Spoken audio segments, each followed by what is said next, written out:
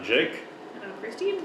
And like I said last week, we're looking at another film produced by Roger Corman and starring David Carradine.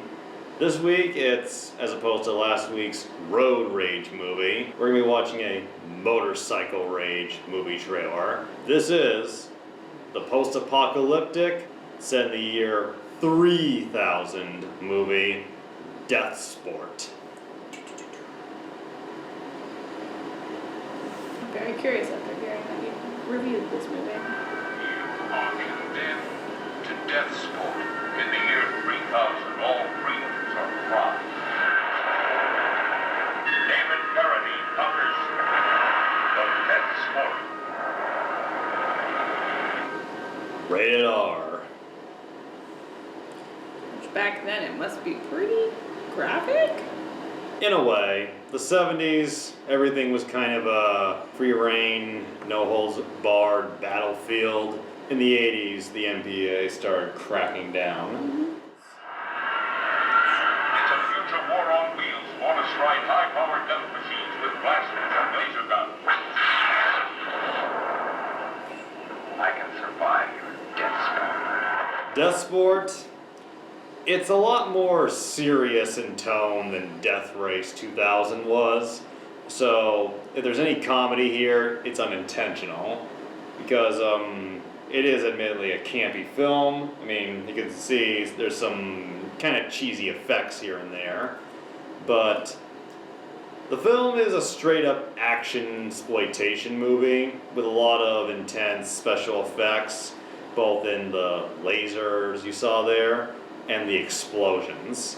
And as far as an action movie goes, it didn't disappoint. Deathsport.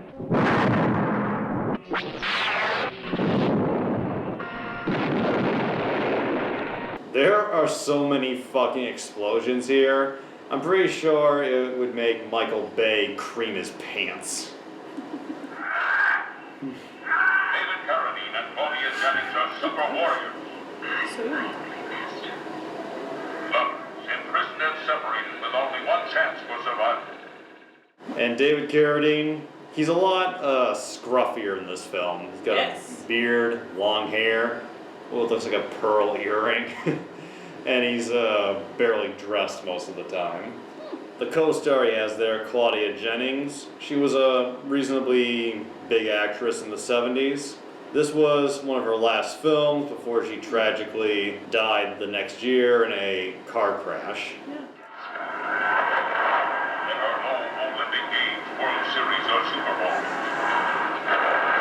There is only Deathsport.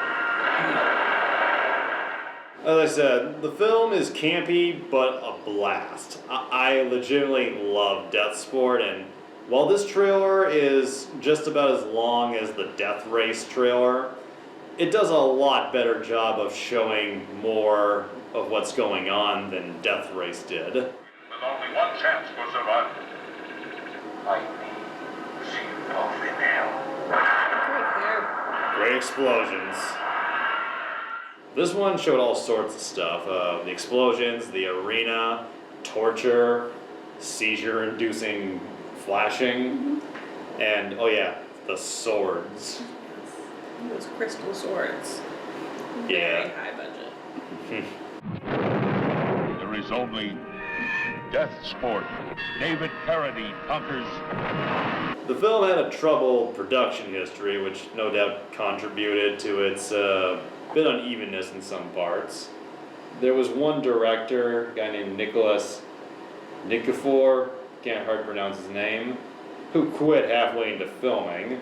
Oh. And then they brought in a new director, Alan Arkish, and both directors talk about how the film was a bit of a nightmare to make because David Carradine, and he definitely has the look for it, was smoking a lot of pot throughout filming non-stop.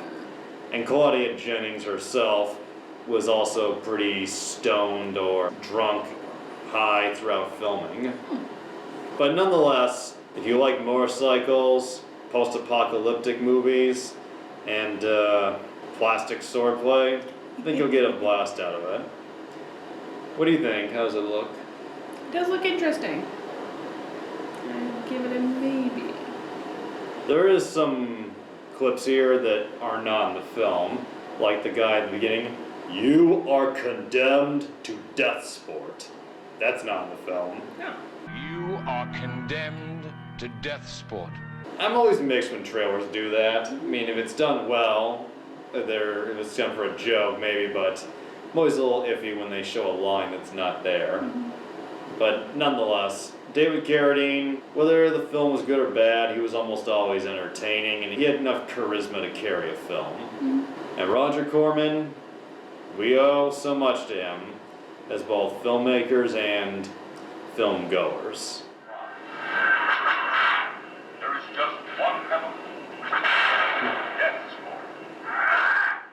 And since we're on 1970s sci-fi, we're looking at one more before the month ends.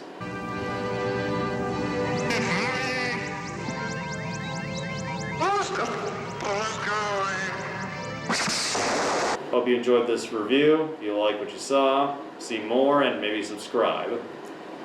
We will see you next week.